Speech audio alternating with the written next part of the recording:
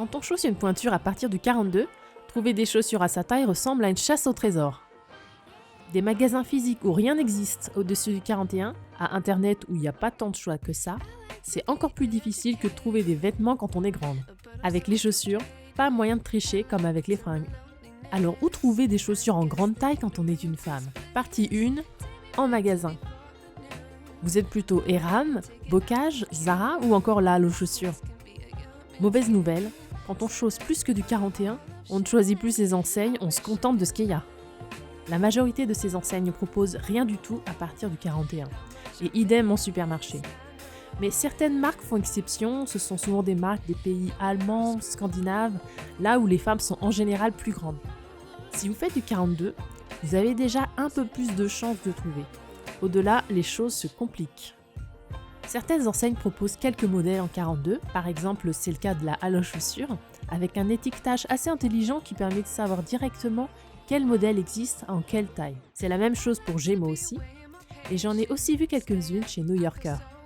Cependant, ces enseignes ne vont jamais au-delà du 42, donc si votre pointure est encore plus grande, vous montez d'un cran la difficulté. La marque allemande Gabor est une de mes préférées. Elle est pas mal présente en France. Elle propose des modèles de qualité, souvent en cuir, mais les plus grandes tailles sont rarement présentes en magasin. Mais sinon, leurs modèles sont très présents sur de nombreux sites internet, d'Amazon à Zalando et aussi sur leur propre site, dans des tailles pouvant aller jusqu'au 46 et avec des largeurs différentes. C'est un peu leur spécialité. Par contre, ce sont des chaussures plutôt qualitatives, donc en moyenne, il faut compter au moins 100 € pour une paire. Malheureusement, quand on a des grands pieds, c'est plus difficile de trouver du pas cher.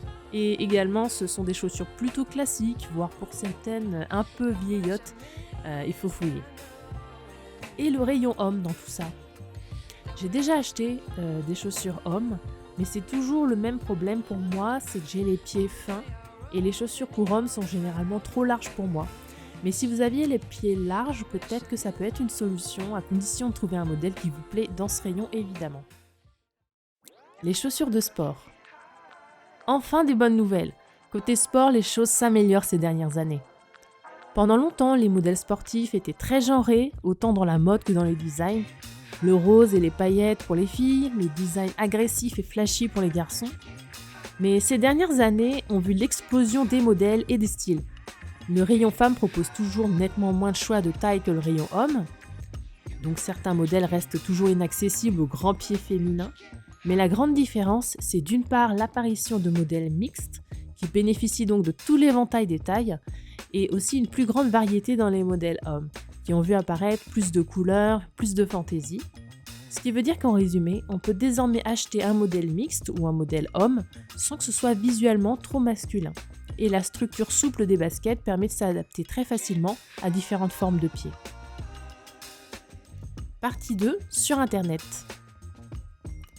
Quand on achète sur Internet, on fait d'abord le filtre taille et ensuite seulement on choisit le modèle. Ça évite des déceptions.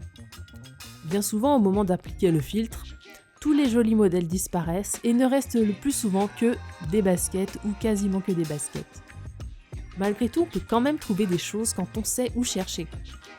Parmi les enseignes où j'ai trouvé mon bonheur, on peut trouver Zalando, où on trouve un très bon choix entre la marque Gabor dont je vous ai parlé plus tôt, ou encore Anafield, par exemple, des chaussures pas très chères et plutôt jolies, ou encore Toms, une marque américaine, qui propose même des demi-tailles avec des modèles assez colorés et assez trendy.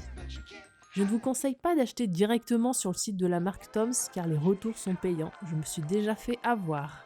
Autre site, le site de Deichmann, une enseigne allemande qui possède une rubrique grande taille en ligne. Il n'y a pas beaucoup de choix, mais les prix sont rikiki et la qualité pas si mal, puisque j'ai déjà testé. J'y ai trouvé les chaussures pour mon mariage par exemple.